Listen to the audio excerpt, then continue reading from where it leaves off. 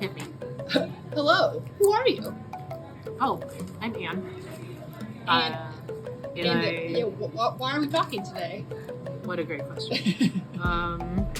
We were talking because I was on the Disc Northwest board for a number of years that I can't remember now, and I was president for part of it, and I was lucky enough to interview Sarah, who is interviewing me right now, to become a director on the board, and now I'm no longer on the board, but I played Frisbee with Sarah, which is great.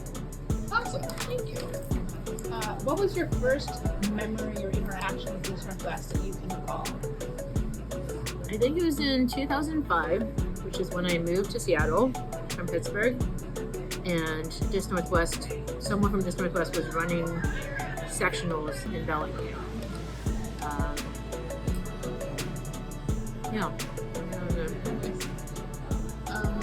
When you think about Disc Northwest and the programming that we do, what do you feel most invested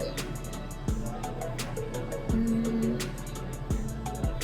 I feel most invested about the kids and how it makes them kind of better people, and so there's like just really good community around the players who coach and bringing up these kids and to play a sport that's very good to both genders and teaches people to be nice to each other, self-appreciate, self-regulate, and build up like their own confidence to be really strong people on their own.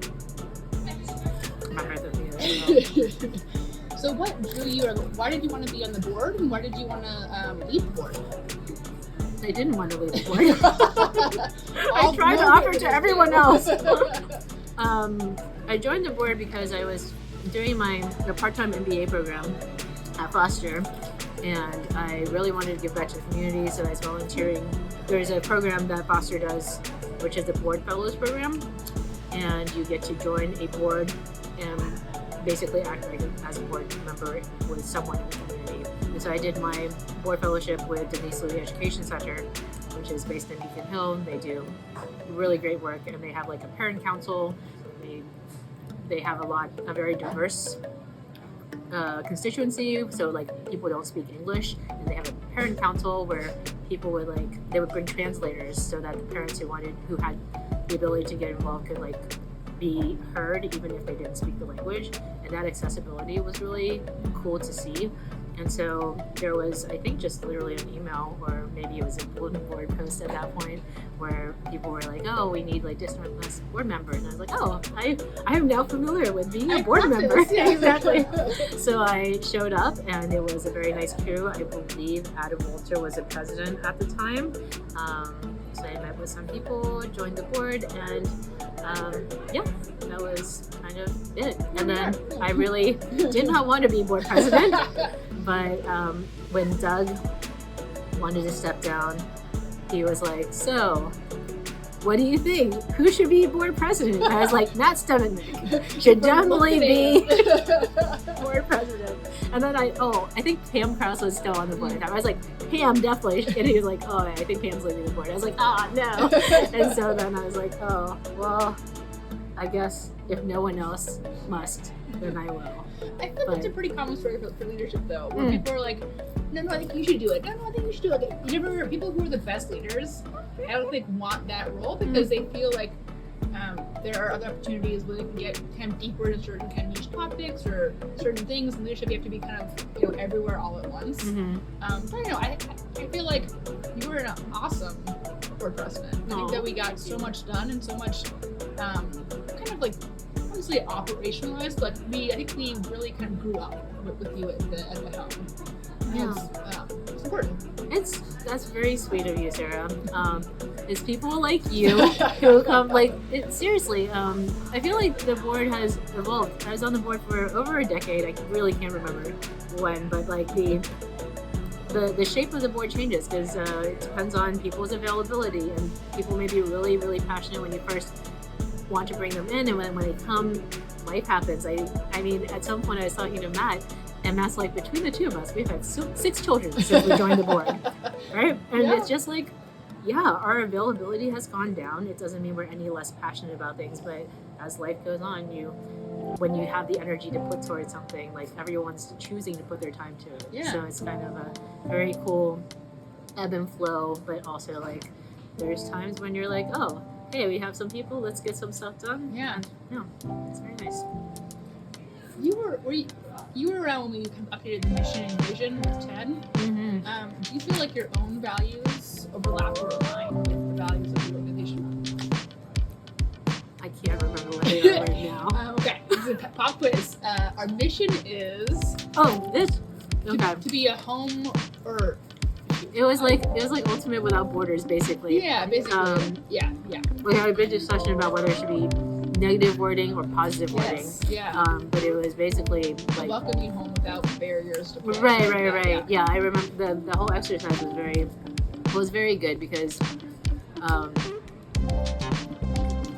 you want to be on the same page for what you want, and I don't know, like a successful vision, like our mission, like people should be able to say it's kind of like Microsoft was a PC on each desktop or something, in every home, something like that.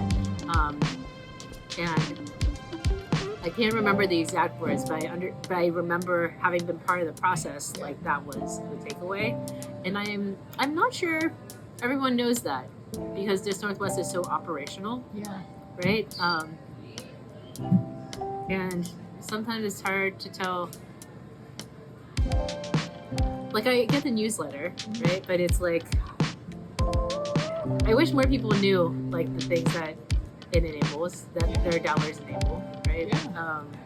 And there is a lot to access, Yeah. right? And access is not free and not cheap and not easy.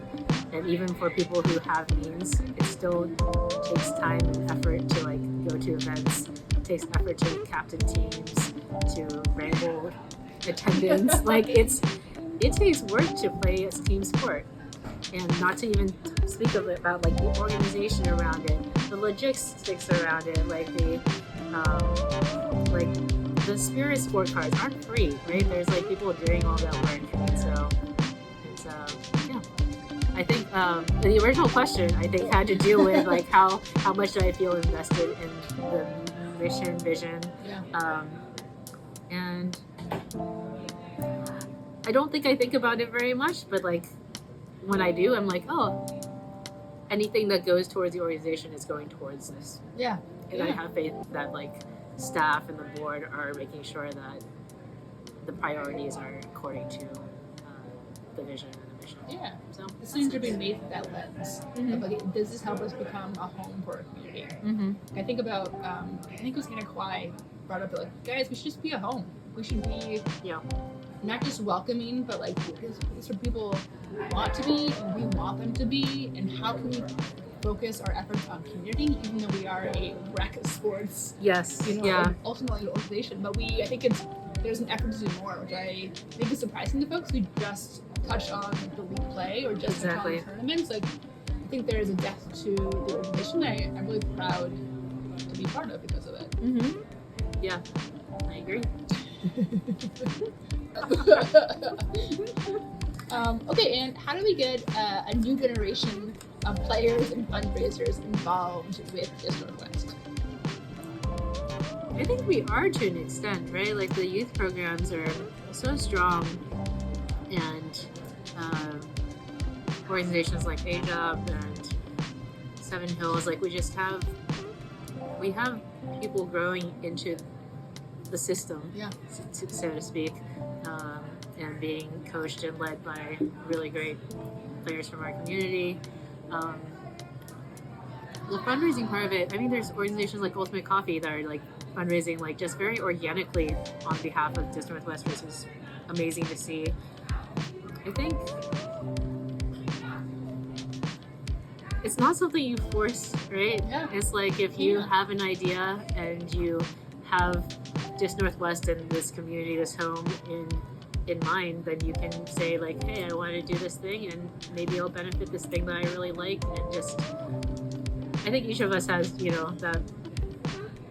that equation we have to figure out of like what we want to do and what we do with the thing that's the things that we get from it, Yeah. right? And so that's like a personal decision. But if you love the sport and you know how much it brings to you, then as a youth growing into an adult, you can figure out how you want to spend what you have, right? Yeah. And yeah, how much you want to give back so that more people can follow in your footsteps. For sure. So who else should we be talking to? Matt Stanovic Okay, good. would good be suggestion. my nomination. Yeah, he was my VP, and it was amazing working with Matt. And yeah, that's a good time. Will do.